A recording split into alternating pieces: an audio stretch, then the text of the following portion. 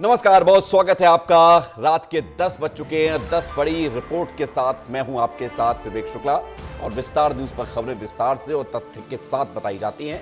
आइए शुरुआत करते हैं कि 10 बजे की 10 बड़ी खबरें कौन सी हैं। तो सबसे पहले बात करेंगे अरविंद केजरीवाल को लेकर। जो बड़ी राहत अरविंद केजरीवाल को मिली है, ये पहली बड़ी खबर होगी। दूसरी बड़ी खबर होगी नीट के बाद अब नेट पर हुए विवाद की, क्योंकि नेट का परीक्षा जो हुआ, उसकी परीक्षा हुई, उसको रद्द कर दिया गया। विवाद क्या है इसमें, राहुल गांधी क्या कुछ कह रहे हैं, ये भी आपको बताएंगे। तीसरी बड़ी खबर होगी हार की समीक्षा में जो कांग्रेस जुट गई है। खबर आई है छत्तीसगढ़ से, साथ ही साथ देश के उन राज्यों से जहां पर कांग्रेस का खराब प्रदर्शन रहा है, किस तरह से समीक्षा की जा रही है, ये भी आपको बताएंगे। चौथी खबर होगी अंतर्राष्ट्रीय योग दिवस से जुड़ी हुई, जहां की पूरी तैयारी दिख रही है और प्रधानमंत्री नरेंद्र मोदी कल कश्मीर से योग करते हुए नजर आएंगे। बाकी देश क्या कुछ हाल है मध्य प्रदेश और छत्तीसगढ़ में, वो भी आपको बताएंगे। छत्तीसगढ़ में कौन बनेगा मंत्री, इसको लेकर सियासत हो रही है, सवाल भी है, चर्चा भी हो रही है, ये भी आपको पूरी जानकारी देंगे। इसके अलावा बात होगी पुलिस शब्दावली, जो आप देखते होंगे एफआईआर से लेकर जो आप कोर्ट में उन शब्दों को सुनते होंगे, जो शब्द अक्सर आपको फिल्मों में सुनाई देते थे, अब उन शब्दों पर रोक लगाई गई है। नए शब्द आपको बताएंगे कि कौन कौन से इस्तेमाल अब किए जाएंगे। अगली खबर होगी एमएसपी पर आर और पार की, यानी कि एमएसपी जो सरकार ने निर्णय लिया है, मोदी कैबिनेट के जो फैसला आया है, इसको लेकर सियासत भी हो रही है। उधर किसान खुश हैं, पूरी खबर आपको बताएंगे विस्तार से। और एक और खबर होगी खासतौर पर चुनाव ब्रिज पर जो ट्रेन का ट्रायल हुआ है, एफिल टावर से ऊंचा ये चुनाव ब्रिज जिसे तैयार किया गया भारत में ही, क्या है पूरी कहानी, ये भी आपको बताएंगे। और एक खबर ये भी होगी कि प्रधानमंत्री बनने के बाद मुलाकात हुई है मध्य प्रदेश के सीएम डॉक्टर मोहन यादव की, क्या बात हुई है, ये भी आपको बताएंगे। और साथ ही साथ छत्तीसगढ़ की उस खटारा पॉलिटिक्स पर भी बात करेंगे, जिसको लेकर सियासी वार पलटवार हो रहा है। तो 10 बजे की ये तमाम 10 बड़ी खबरें जिसका जिक्र हमने आपको किया है, झलकियां दिखाई, और अब विस्तार से बात करते हैं। दिल्ली के मुख्यमंत्री अरविंद केजरीवाल को मनी लॉन्ड्रिंग केस में बड़ी राहत मिली है। दिल्ली की अदालत ने मनी लॉन्ड्रिंग से जुड़े हुए केस में गुरुवार को उन्हें जमानत दे दी है। कोर्ट से केजरीवाल को 1 लाख मुचलके पर जमानत मिल गई है। रिपोर्ट आप देखिए। दिल्ली शराब नीति केस में गिरफ्तार हुए अरविंद केजरीवाल को बड़ी राहत मिली है। राउज एवेन्यू कोर्ट से केजरीवाल को जमानत मिल गई है। जमानत याचिका पर राउज एवेन्यू कोर्ट में 20 जून को लगातार दूसरे दिन सुनवाई हुई, जहां जज न्याय बिंदु की वेकेशन बेंच ने ईडी और केजरीवाल की दलीलें सुनने के बाद फैसला सुरक्षित रख लिया था। कोर्ट ने केजरीवाल को 1 लाख रुपए के बेल बॉन्ड पर जमानत दे दी है। ईडी की ओर से पेश हुए additional solicitor general S V Raju ने कहा था कि ईडी ने हवा में जांच नहीं की है। केजरीवाल के खिलाफ पुख्ता सबूत हैं, उन्हें बेल नहीं मिलनी चाहिए। वहीं केजरीवाल की तरफ से पेश हुए वकील विक्रम चौधरी ने दलील दी थी कि केजरीवाल के खिलाफ पूरा केस सिर्फ कल्पना पर आधारित है। वहीं ईडी ने जमानत के विरोध के लिए 48 घंटे का समय मांगा है। कोर्ट ने कहा है कि ये दलीलें कल ड्यूटी जज के सामने की जा सकती हैं। राउज एवेन्यू कोर्ट ने कहा कि 1 लाख रुपए के मुचलके पर शुक्रवार को केजरीवाल तिहाड़ जेल से बाहर आ सकते हैं। आपको ये बता दें कि अरविंद केजरीवाल को 21 मार्च को गिरफ्तार किया गया था और 1 अप्रैल को केजरीवाल को तिहाड़ जेल भेज दिया गया था। सुप्रीम कोर्ट ने 10 मई को उन्हें अंतरिम जमानत दे दी थी। जमानत पर 21 दिन बाहर रहने के बाद 2 जून की शाम 5 बजे केजरीवाल ने तिहाड़ में सरेंडर किया था। बुधवार को केजरीवाल की न्यायिक हिरासत खत्म हुई थी, जिसे कोर्ट ने 3 जुलाई तक बढ़ा दिया था। इसके बाद अब केजरीवाल को रेगुलर बेल मिल गई है। इधर कोर्ट के फैसले को लेकर आम आदमी पार्टी में भी खुशी का माहौल है। ब्यूरो रिपोर्ट, विस्तार न्यूज। आम आदमी पार्टी गदगद है क्योंकि केजरीवाल अब बाहर आ रही हैं। नीट के विवाद के बीच यूजीसी नेट का पेपर भी रद्द हो गया, जिसमें 9 लाख छात्र शामिल हुए थे। उनकी मेहनत एक झटके में पानी फिरते हुए नजर आई, क्योंकि दोबारा से उनको पेपर देना होगा और परीक्षा के अगले दिन ही पेपर रद्द होने से छात्रों में खासी नाराजगी है। नीट के बाद नेट की परीक्षा को लेकर हुए विवाद के बाद अब सियासत भी हो रही है और क्या कुछ आज पूरे दिन भर देखने को मिला है, इस रिपोर्ट में आप देखिए।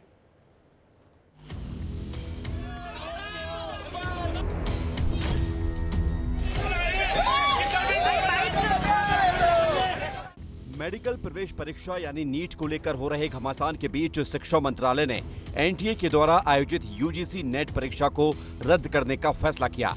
शिक्षा मंत्रालय ने मामले की जांच सीबीआई से कराने का फैसला किया। ये ऐलान एनटीए ने पेपर लीक की खबरें आने के बाद किया। 9 लाख छात्रों ने नेट की परीक्षा दी थी। फिलहाल इस मामले की जांच अब सीबीआई को सौंपी जा चुकी है। शिक्षा मंत्रालय का कहना है कि गड़बड़ी पर एक्शन लिया गया है। To taking a very prompt action and with the aim to ensure student interest, the ministry has decided to cancel the examination. Next day of examination जल्दी ही कन्वे कर दी जाएगी और इसके साथ ही मैटर को सीबीआई को भी रिफ़र कर दिया गया है ताकि जो भी पॉसिबल अगर कोई ऐसा इन्वॉल्वमेंट है तो सभी लोगों को उनको खिलाफ कार्रवाई की जा सके। उधर देश भर में यूजीसी नेट की परीक्षा रद्द होने के बाद अब सवाल खड़े होने शुरू हो चुके हैं। नेट की परीक्षा रद्द होने से छात्रों की नाराजगी साफ देखी जा रही है। और इस साल जब हद पार हो गई तब मजबूर होकर हमें इस प्रोटेस्ट को करना पड़ा।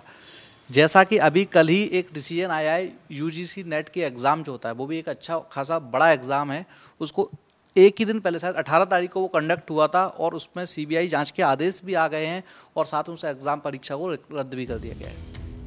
नेट का पेपर तो रद्द हो गया, उधर नीट को लेकर भी सड़क पर बवाल जारी है। एनएसयूआई ने प्रदर्शन किया। वरुण जी से जानना चाहेंगे कि आज एनएसयूआई ने कहां-कहां प्रदर्शन किया है और आगे की कार्य योजना क्या है। वरुण जी, सबसे पहले तो विस्तार पे आपका बहुत-बहुत स्वागत है। धन्यवाद। एक तो हम बार-बार प्रदर्शन कर रहे हैं। हमारी एक ही मांग है कि जिस तरीके से कल नेट का पेपर भी लीक हुआ और साथ के साथ जो बिहार में छात्र था अनुराग यादव, उसने स्पष्ट कर दिया है कि मुझे पेपर एक दिन पहले मिला, 4 घंटे पहले मिला, मुझे आंसर शीट मिल गया, मुझे क्वेश्चन पेपर मिल गया। तो ये तो साफ हो गया कि एनटीए ने ये पेपर बेचा है और कहीं ना कहीं मुझे लगता है नेट का पेपर भी बेचा गया होगा, इसलिए उन्होंने खुद ही कैंसिल करा है। दिल्ली में एनएसयूआई ने नकली नोटों के साथ प्रदर्शन किया। दिल्ली में आयशा और क्रांतिकारी युवा संगठन ने नेट पेपर रद्द होने के बाद जमकर विरोध प्रदर्शन किया। नीट की धांधलेबाजी की है, इन लोगों ने पैसा खाया है। नेट की भी बात की गई है, नेट में भी इन लोगों ने खाया है। सीबीआई की जांच हो रही है। नीट की परीक्षा जो है वो रद्द करो और री नीट दो हमें। अभी पिछली बार जो नीट की एग्जाम हुई थी उसमें भी इतनी धांधली करी है और जो अभी नेट यूजीसी की एग्जाम जो 18 तारीख को हुई है वो पेपर भी लीक हुआ है। तो आप देख सकते हो कि कैसा कितना बड़ा स्कैम भारत देश के अंदर चल रहा है।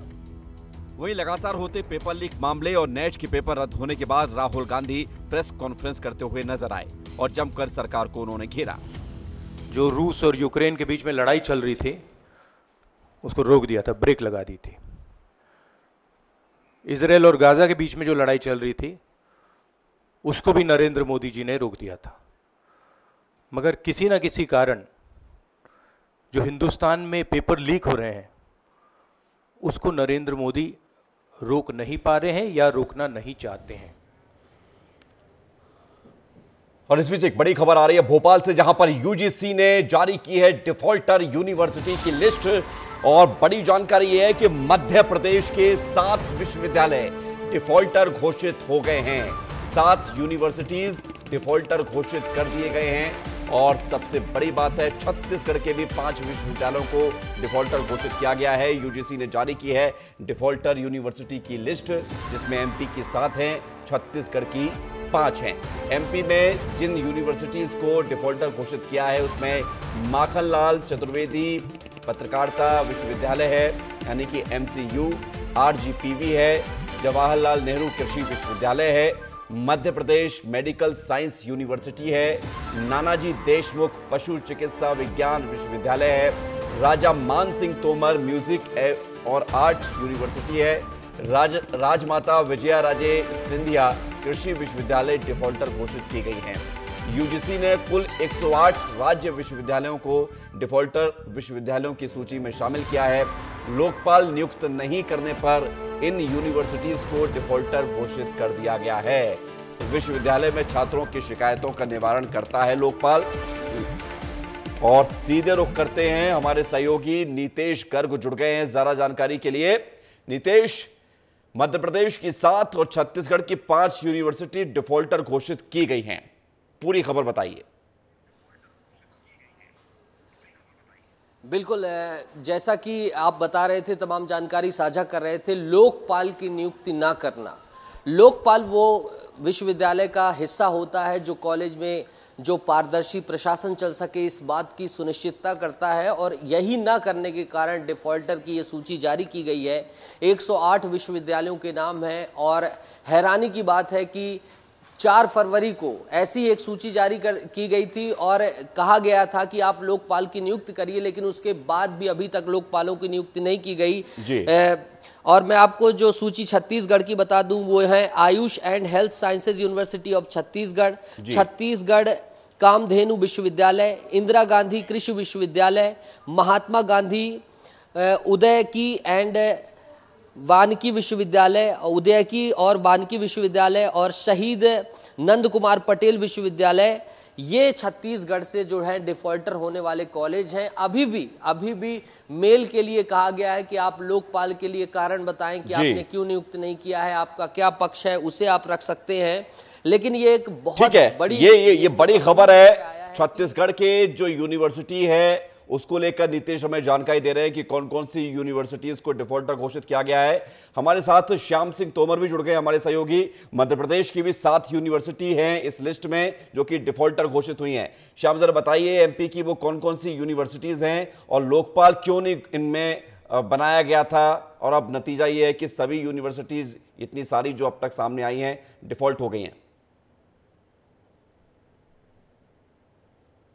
देखिए विवेक, ये वाकई में बहुत दुखद है कि लोकपाल नहीं बनाया गया और बड़े विश्वविद्यालय आरजीपीवी भोपाल, जवाहरलाल नेहरू कृषि विश्वविद्यालय Gwalior, Madhya Pradesh medical science university Jabalpur, Nanaji Deshmukh पशु चिकित्सा विज्ञान विश्वविद्यालय, राजा मानसिंह तोमर म्यूजिक एवं आर्ट्स यूनिवर्सिटी, ये तमाम विश्वविद्यालय जो है उनको डिफॉल्टर घोषित किया गया। ये सीधे तौर पर कहीं ना कहीं लापरवाही है विश्वविद्यालयों का, जो प्रशासन है, प्रबंधन है उसकी, कि वो इस स्थिति पर पहुंच गए। कार्रवाई 100% होनी ही चाहिए ताकि ये लापरवाह रवैया वो न आगे से जो है कुलपति रखें न रजिस्ट्रार रखें। लेकिन सवाल इस बात का है श्याम कि इसमें संगीत कला विश्वविद्यालय भी है, कृषि का विश्वविद्यालय भी है, पत्रकारिता का विश्वविद्यालय भी है, यानी कि हर अलग अलग सेक्टर्स को लेकर, अलग अलग पढ़ाई के जो स्ट्रीम्स होते हैं उनको लेकर जो यूनिवर्सिटी इस मकसद से बनाई गई ताकि छात्रों को और ज़्यादा शिक्षा में सुधार मिले और अच्छी गुणवत्ता मिले।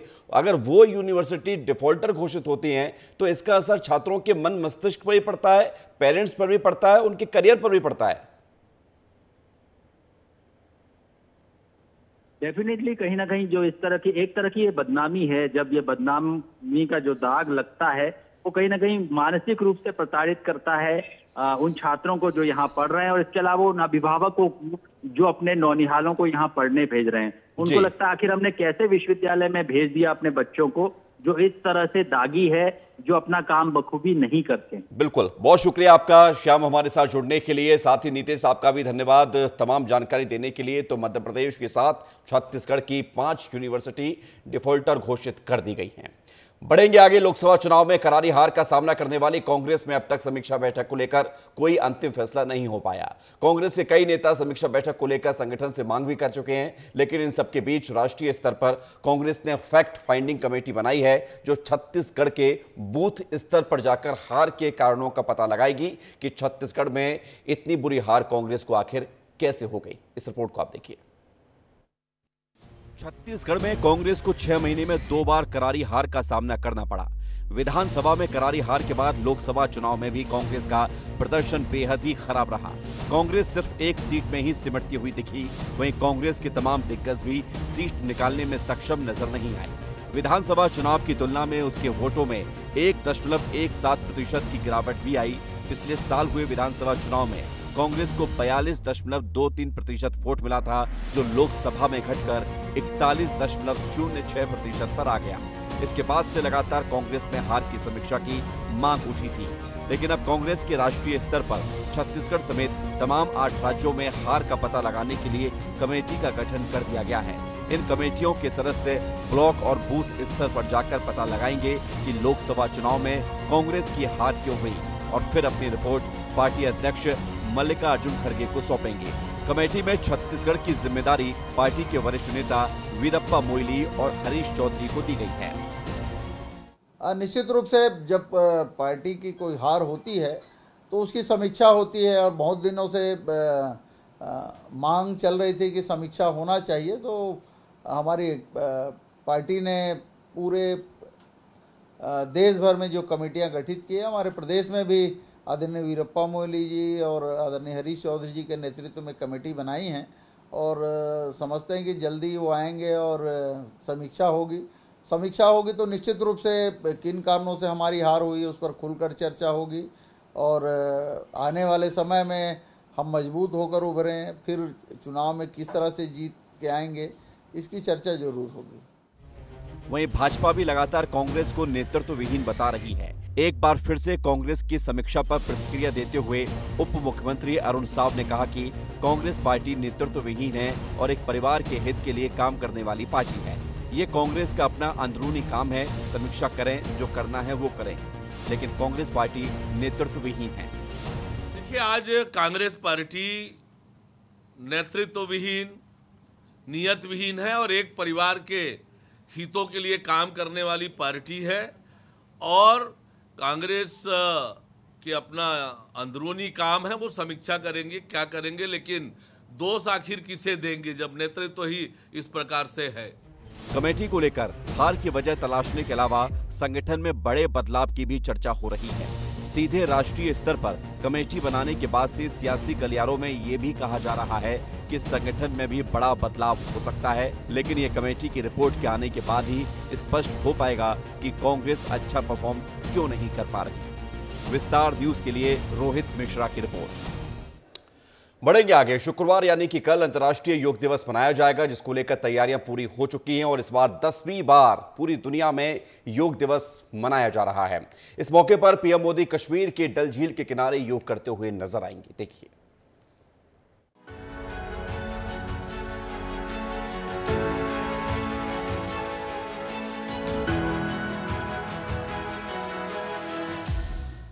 मोदी सरकार के तीसरे कार्यकाल का पहला बड़ा आयोजन अंतर्राष्ट्रीय योग दिवस के तौर पर होने जा रहा है। 21 जून को दुनिया भर में मनाया जाने वाला अंतर्राष्ट्रीय योग दिवस को लेकर तैयारियां चल रही हैं। इस बार 10वीं बार योग दिवस मनाया जाएगा, यानी पूरी दुनिया के लिए योग दिवस के तौर पर 1 दशक का समय पूरा होने जा रहा है। इस बार योग दिवस पर क्या कुछ खास होने जा रहा है, ये भी देखिए। श्रीनगर में 21 जून को योग करेंगे पीएम मोदी। डल झील किनारे सुबह 6:30 बजे योग करेंगे मोदी। SKICC के बैकयार्ड में मनाया जाएगा योग दिवस। 10वीं बार दुनिया मनाएगी अंतर्राष्ट्रीय योग दिवस। धारा 370 हटने के बाद मोदी की 7वीं कश्मीर यात्रा। योग दिवस के लिए पूरी दुनिया में कल एक साथ योग होगा। मध्य प्रदेश और छत्तीसगढ़ में भी योग को लेकर तैयारियां पूरी हो चुकी हैं। अब जानिए MP और छत्तीसगढ़ में कौन कहां योग करेगा। मध्य प्रदेश में कौन कहां योग करेगा। मुख्यमंत्री मोहन यादव लाल परेड मैदान भोपाल में योग करेंगे। Deputy CM Rajendra Shukla Martand school परिसर रीवा में योग करेंगे। डिप्टी सीएम जगदीश देवड़ा मंदसौर में योग करेंगे। छत्तीसगढ़ में कौन कहां करेगा योग। मुख्यमंत्री विष्णुदेव साय साइंस कॉलेज रायपुर में योग करेंगे। Deputy CM Arun Sao CSEB ground Korba में योग करेंगे। Deputy CM Vijay Sharma Ravishankar stadium दुर्ग में योग करते हुए नजर आएंगे। नई सरकार बनने के बाद कश्मीर में 4 आतंकी घटनाएं हो चुकी हैं, इसलिए श्रीनगर में सुरक्षा के सख्त इंतजामात किए गए हैं। श्रीनगर में रेड जोन घोषित किया गया है और ड्रोन की उड़ान पर पाबंदी लगा दी गई है। पीएम मोदी कश्मीर में 1500 करोड़ के 84 प्रोजेक्ट्स का उद्घाटन और शिलान्यास भी करेंगे। 2014 में मोदी सरकार ने UN जनरल असेंबली में पहली बार योग को अंतर्राष्ट्रीय दिवस के तौर पर पहचान दिलाने का प्रस्ताव पास कराया। इस साल ये 10वीं बार अंतर्राष्ट्रीय योग दिवस मनाया जा रहा है, जिसके लिए देश भर में 1 करोड़ से ज्यादा लोगों ने रजिस्ट्रेशन करा लिया है। ब्यूरो रिपोर्ट, विस्तार न्यूज। बढ़ेंगे आगे। प्रदेश के विष्णुदेव साय सरकार के मंत्रिमंडल से बृजमोहन अग्रवाल के इस्तीफे के बाद प्रदेश में इस बात की चर्चा तेज हो गई है कि आखिर नया मंत्री कौन बनेगा। बात छत्तीसगढ़ की हो रही है और बृजमोहन के इस्तीफे और एक पहले से खाली सीट को अगर मिला दी जाए मंत्री पद के लिए, तो अब 2 नए मंत्री बनाए जा सकते हैं, जिनके समीकरण को लेकर चर्चा शुरू हो चुकी है। साथ ही इस बात पर भी चर्चा हो रही है कि नए चेहरे मंत्री बनेंगे या अनुभवी चेहरे मंत्री बनेंगे। कांग्रेस इसको लेकर बीजेपी पर चुटकी ले रही है, उधर बीजेपी कह रही है कि वक्त आएगा तो ये भी देख लिया जाएगा। इस रिपोर्ट को आप देखिए। 19 जून शाम 5 बजे ये वो वक्त था जब प्रदेश भाजपा के कद्दावर नेता बृजमोहन अग्रवाल ने विधायकी के बाद मंत्रिमंडल से भी अपना इस्तीफा दे दिया था। मंत्रालय में आयोजित कैबिनेट की बैठक के बाद उन्होंने अपना इस्तीफा मुख्यमंत्री को सौंपा था, जिसके बाद सूबे की सियासत में कौन बनेगा मंत्री, अब इस विषय पर चर्चा तेज हो गई है। चर्चा इस बात को लेकर भी है कि किस समीकरण के तहत मंत्री बनाया जाना तय होगा। क्या क्षेत्रवार समीकरण पर फोकस होगा या जातीय समीकरण पर, या फिर नया पुराने के फॉर्मूले के तहत नए मंत्री के नाम का ऐलान हो सकता है। मामले को लेकर पूर्व मंत्री शिव कुमार डहरिया ने कहा कि बृजमोहन अग्रवाल से जबरदस्ती इस्तीफा ले लिया गया है, भाजपा में गुटबाजी हावी हो गई है। कि बृजमोहन जी बहुत दुखी हैं। वो पहले तो विधानसभा से इस्तीफा नहीं देना चाहते थे, लेकिन उनको ज़बरदस्ती विधानसभा से इस्तीफा दिलवाया गया और वो कह रहे थे कि मैं विधानसभा का सदस्य नहीं होते हुए भी 6 महीने तक तो मंत्री रह ही सकता हूं, लेकिन ज़बरदस्ती माननीय मुख्यमंत्री जी के घर में ले जाके उनसे दस्तखत करवाया गया। एक तरफ भले ही कांग्रेस इस पर तंज कस रही हो, मगर भाजपा सरकार के वरिष्ठ मंत्री रामविचार नेताम की अपनी अलग ही दलील है। कौन बनेगा मंत्री के सवाल और समीकरण पर मंत्री कहते हैं कि मंत्रिमंडल में बदलाव मुख्यमंत्री का विशेषाधिकार है। जो भी मंत्री बनेगा वो भाजपा का ही वरिष्ठ सदस्य होगा। जो भी होगा पार्टी का हमारा वरिष्ठ कार्यकर्ता, पार्टी का एक सदस्य होगा। सूबे की सियासत में कौन बनेगा मंत्री, अब ये सवाल तब तक गूंजेगा जब तक कि नामों का ऐलान नहीं हो जाता। राजनीति के जानकार अलग अलग समीकरण पर चर्चा कर संभावनाओं की बातें तो करेंगे, मगर सहायक मंत्रिमंडल में कौन शामिल होगा और कब नाम तय होगा, ये तो फिलहाल भविष्य के गर्त में छुपा हुआ है। मगर इस विषय पर सियासत बेहद गरमाई हुई है। ब्यूरो रिपोर्ट, विस्तार न्यूज। छत्तीसगढ़ में जल्द ही पुलिस की भाषा में बदलाव होने वाला है और इसकी तैयारी शुरू हो चुकी है। पुलिस की भाषा में इस्तेमाल आने वाले वो शब्द जो आपको उर्दू के या किसी दूसरी भाषा के लगते थे, जिनके समझ में आपको नहीं आता था, अब उसको लेकर नए नियम बनाए जा रहे हैं। इस रिपोर्ट को आप देखिए। पुलिस की भाषा में होगा बदलाव, आसान की जाएगी पुलिस की भाषा। एफआईआर में होगा आसान शब्दों का इस्तेमाल। पुलिस शब्दावली में बदलाव के निर्देश। पुलिस की भाषा में कई ऐसे शब्द होते हैं जो आम आदमी को बिल्कुल समझ नहीं आते। ज्यादातर क्राइम केस के नाम उर्दू फारसी में होते हैं, जो कि आम लोगों की समझ से बाहर होता है, जिसकी वजह से लोगों को पुलिस की शब्दावली को समझने में परेशानी होती है। इसी के समाधान के लिए अब सरकार नया कदम उठाते हुए पुलिस की शब्दावली को बदलने जा रही है। कठिन शब्दावली को आसान किया जाएगा। दरअसल 1861 में जब अंग्रेजों ने भारत में पुलिस अधिनियम लागू कर पुलिस प्रणाली का गठन किया था, उस समय बोलचाल की भाषा में उर्दू, अरबी और फारसी शब्दों का प्रयोग किया जाता था। इस मिलीजुली भाषा को अंग्रेजों ने सरकारी दस्तावेजों में लिखा पढ़ी की भाषा के तौर पर इस्तेमाल किया। अब आइए आपको बताते हैं कि पुलिस शब्दावली के वो कौन से शब्द हैं जिन्हें अब बदले जा रहे हैं, या फिर उनका मतलब क्या होता है। पुलिस शब्दावली और उनके मतलब को समझिए। चस्पा यानी चिपकाना, बयान तहरीर, लिखित कथन, माल मसरूका, लूटी या चोरी गई संपत्ति, मुचलका, व्यक्तिगत पत्र, इरादतन साक्ष्य है, कब्जा, आधिपत्य, गुजारिश, प्रार्थना या निवेदन, गिरफ्तार, हिरासत यानी अभिरक्षा, नकबजनी, गृह वेधन, सेंधमारी, चश्मदीद गवाह, प्रत्यक्षदर्शी, साक्षी। वहीं पुलिस की शब्दावली में बदलाव को लेकर प्रदेश सरकार का कहना है कि गुलामी की पुरानी निशानियों को मिटाने के लिए यह फैसला किया गया है। हाँ, बहुत सारी बातें ऐसी है, जैसे आप नकबजनी नहीं जानते होंगे क्या है, तो ऐसे शब्दों का उपयोग है जिसको जनता नहीं समझ रही है, तो बदलना चाहिए।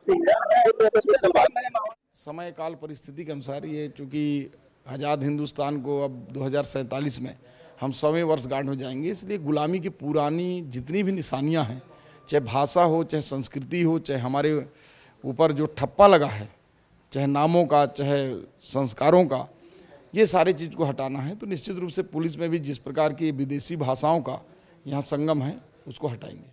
वहीं इस मुद्दे को लेकर कांग्रेस ने प्रदेश सरकार पर निशाना साधते हुए कहा कि बीजेपी सांप्रदायिक पार्टी है, एक दूसरे से अलगाव करने के लिए ये सब गलत काम किए जा रहे हैं। छत्तीसगढ़ में पुलिस की भाषा में बड़ा बदलाव होने जा रहा है, जिसके लिए गृह मंत्री विजय शर्मा ने अधिकारियों को निर्देश भी दे दिए हैं। पुलिस की कार्रवाई में उपयोग होने वाले अब कठिन शब्दों को हटाया जाएगा, जिसके जगह पर आसान शब्दों को रिप्लेस किया जाएगा। कैमरा पर्सन राजेंद्र के साथ अनमोल तिवारी, विस्तार न्यूज। और इसी के साथ इस बुलेटिन में इतना ही।